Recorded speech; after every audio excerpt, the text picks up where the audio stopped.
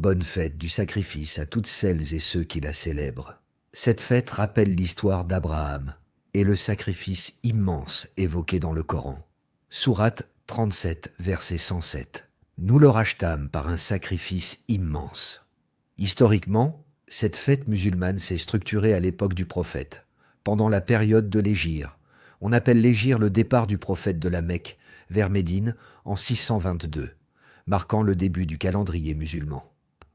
Dans la tradition musulmane, Abraham est également lié à la Mecque. Il y amena Hadjar et son fils Ismaël dans cette vallée désertique. Abraham et Ismaël élevèrent ensuite les fondations de la maison sacrée, la Kaaba mentionnée dans le Coran sourate 2 verset 122-7. Et quand Abraham et Ismaël élevaient les fondations de la maison, ô notre Seigneur, accepte ceci de notre part. Rappel historique. La tradition situe également l'épisode du sacrifice dans cette région sacrée, entre Mina et la Mecque, lieu aujourd'hui encore associé au pèlerinage. Parenthèse fermée. Revenons à Médine.